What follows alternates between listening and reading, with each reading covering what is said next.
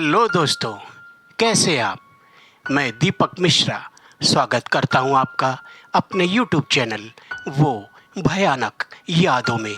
जी हाँ दोस्तों, कहानियाँ अगर पसंद आ रही हैं तो लाइक शेयर कमेंट और सब्सक्राइब अवश्य करें दोस्तों। इससे हमें कहानी बनाने में आपकी प्रेरणा मिलती है। दोस्तों, आज की कहानी है शैतान सुखी है। जी हाँ दोस्तों, यह कहानी आज के कुछ मेरे व्यक्तिगत विषयों पर आधारित है और ये कुछ लोगों को अच्छी भी लगेगी और कुछ लोग ऐसे हैं जो मेरे इन विषय से सहमत ना भी हों। लेकिन दोस्तों, ये मेरा 56 साल का अनुभव है। मैंने अपने जीवन में बहुत से ऐसे मोड़ देखे हैं, बहुत से ऐसे लोग देखे हैं जो इन आपदा और विपदाओं से गुजरे हुए हैं। इसका एक विषय मुझ पर भी लागू होता है। मैं भी इन्हीं परिस्थितियों से गुजर चुका हूँ। तो बढ़ते हैं आज की कहानी की तरफ। दोस्तों, श्री कृष्ण कहते हैं, हे अर्जुन, चोर के मन में चोरी करने की प्रेरणा देने वाला मैं हूँ। जुआरी के मन में जुआ खेलने की प्रेरणा देने वाला मैं ही हूँ। और बलात्कारी के मन में बलात्कार की प्रेरणा देने वाला मैं ही हूँ। तूने जो यह मेरा रूप देखा है, इस रूप को देखने के लिए करोड़ों वर्षों तक योगी मुनि तपस्वी तपस्या करते हैं, फिर भी मेरे इस रूप का दर्शन नहीं कर सकते। तो दोस्तों, कहने का मतलब यह है कि शैतान की उम्र लंबी क्यों होती है और शैतान सुखी क्यों है। कहा जाए तो आज के ऐसे ऐसे लोग हैं जो इतने अधर्म का काम किया करते हैं, फिर भी वह सुखी हैं। और एक व्यक्ति जो अपने परिवार को लेके तीर्थ स्थलों में दर्शन करने के लिए धाम को जाता है और पता चलता है कि वह बस जिससे वह यात्रा कर रहा था किसी गहरी खाई में गिर गई और वह अपने परिवार समेत मर गया। और साथ ही साथ उस बस में बैठे हुए इतने लोग जो भी तीर्थ यात्रा करने के उद्देश्य से अपने पापों का प्रायश्चित करने के लिए ईश्वर के पास जा रहे थे, वह भी उस बस के साथ में खाई में समा गए। क्या दोस्तों, ईश्वर यही चाहता है? क्या वह बस में बैठे हुए सभी लोग पापी थे? उन सभी ने पाप किया था? आप क्या कहते हैं दोस्तों? कहते हैं, बड़े भाग्य मानुष तन पावा। शास्त्रों में लिखा है कि करोड़ों पुण्य करने के बाद मनुष्य की देह प्राप्त होती है। तो दोस्तों, मैं जानना चाहता हूँ कि अगर करोड़ों पुण्य करने के बाद आखिरी में मनुष्य का जन्म मिलता है तो एक बच्चा किसी अरबपति के घर के अंदर क्यों पैदा होता है और एक बच्चा किसी झोपड़े में क्यों पैदा होता है? एक को तो माल पुआ पकवान खिलाए जाते हैं और एक को माँ का छाती का दूध भी नसीब नहीं होता। जन्म देते ही उसकी माँ पलायन कर जाती है। क्या दोस्तों, यही नियम है? मैं आपसे पूछना चाहता हूँ, एक परिवार जो अपने बच्चे को बड़ा करते हैं, बूढ़े माँ बाप जब यह सोचते हैं कि बुढ़ापे में मेरा पुत्र मेरे काम आएगा, उस समय उसकी जितने भी उसने पढ़ाई की है उसके दम पर जब वह किसी जगह नौकरी मांगने जाता है, उसे धुतकार के भगा दिया जाता है।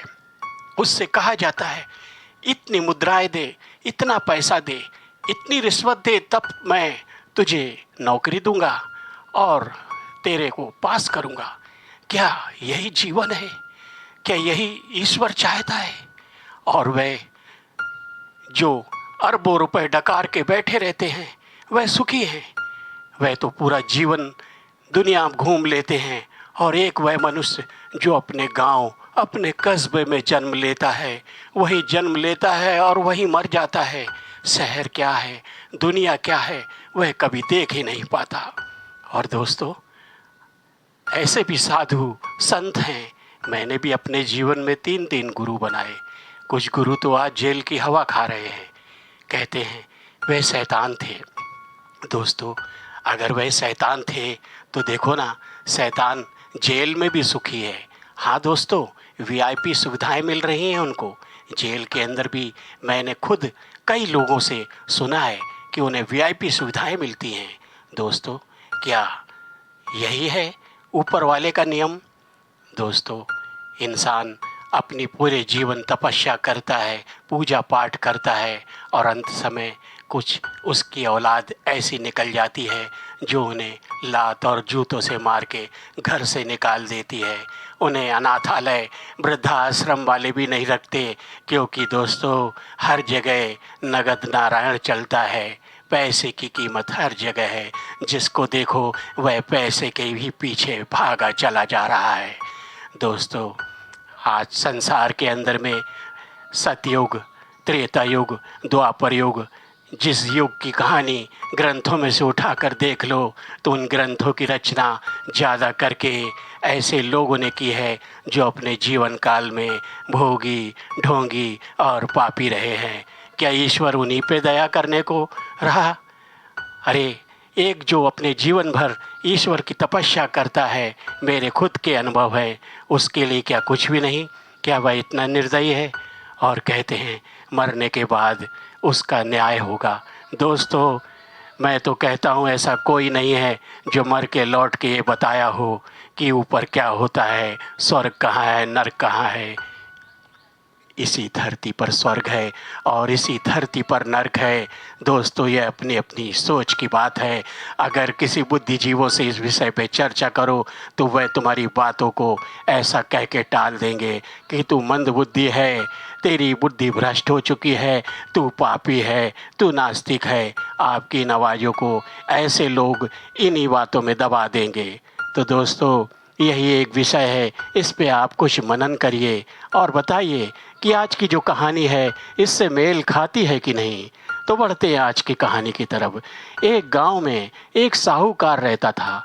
वह ब्याज पर पैसा दिया करता था और लोगों को लूटा करता था। गरीबों की ज़मीन हड़प कर लेता था, सूद पर सूद लगाता था।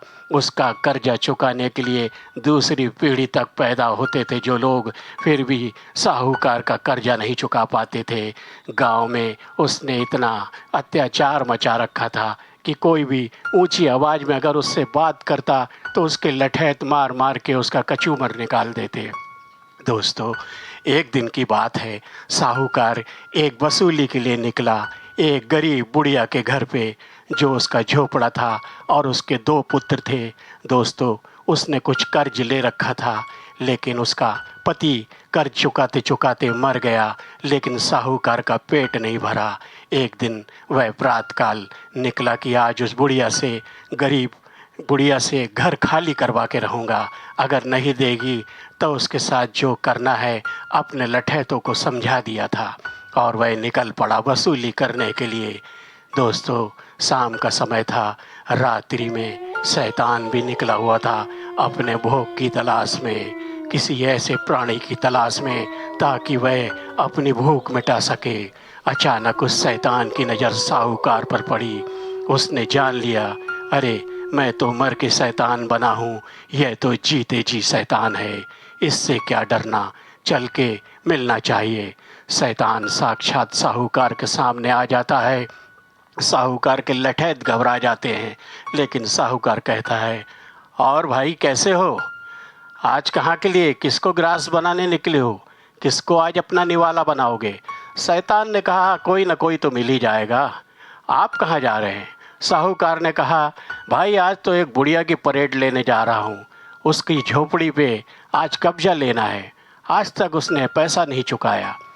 अगर तुम चाहते हो तो मेरे साथ चलो, अगर मैं इशारा कर दूंगा तो उस बुढ़िया के को और उसके 2 लड़कों को तुम निगल लेना, तुम्हें घर बैठे 3 लोगों का भोजन मिल जाएगा।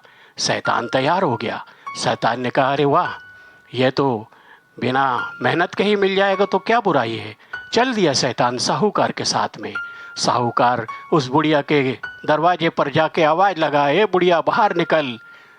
बुढ़िया बाहर निकली। उसने साहूकार के हाथ जोड़ना शुरू कर दिए। उसके दोनों बेटों ने भी हाथ जोड़े। साहूकार ने कहा, बुढ़िया अब बहुत हो चुका है, जल्दी से घर खाली कर या तो मेरा रुपया मुझे वापस दे। बुढ़िया ने कहा, साहूकार जी दया कीजिए, हम पे दया कीजिए, हमारे पास अभी कुछ भी नहीं है। हमने 5 दिनों से कुछ नहीं खाया, मेरे बच्चे भूखे हैं, कृपया इन्हें अपनी हवेली में नौकरी पर रख लीजिए। साहूकार ने कहा, बुढ़िया ज़्यादा बातें नहीं बना, पैसा है तो दे, वरना हम तेरा ऐसा इंजाम करेंगे कि ना रहेगा बाँस ना बजेगी बाँसुरी। आप क्या करेंगे?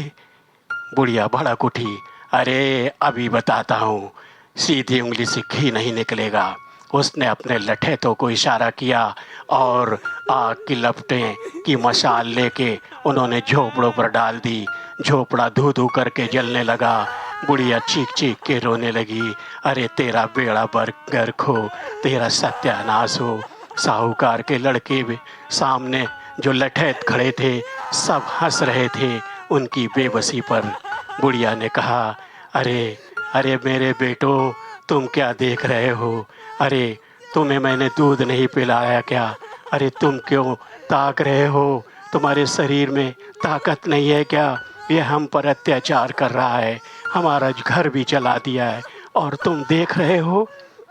तभी उस बुढ़िया ने श्राप दिया कि सुन साहूकार, तुझे शैतान खा जाए, यह मेरी बद्दुआ है। इतना कहते ही साहूकार ने शैतान को इशारा किया, भाई यह तो मुझे बोल रही है, लेकिन तुझे तो मैं लेकर आया था ना, चल यह तेरा भोजन मैंने तुझे दे दिया, ले ले, खा ले इन तीनों को। शैतान ने कहा, अरे साहूकार, यह तो विपदा में मारी हुई और परेशानी से जूझी हुई महिला है। आपने जो इसके साथ किया है ना, वह आपको ऐसा ही श्राप दे सकती थी। फिर भी इसने जो कहा है वह तो मैं करूँगा ही। और इतना कहते ही शैतान ने अपना विकराल मुंह खोला और साहूकार को निगल लिया एक ही डकार में, और उसके लठैतों को भी शैतान ने निवाला बना लिया। तो दोस्तों, इसमें क्या बुराई है? क्या शैतान ने गलत किया? नहीं दोस्तों, कहते हैं ना, शैतान का भी ईमान और धर्म होता है। तो कैसी लगी कहानी? अगर अच्छी लगी हो तो लाइक शेयर कमेंट और सब्सक्राइब अवश्य करें और अपनी राय अवश्य दें दोस्तों। अपने पास में अगर आपके कोई कहानियाँ हों तो आप अपनी कहानी को मुझे भेज सकते हैं। Thank you. Good night.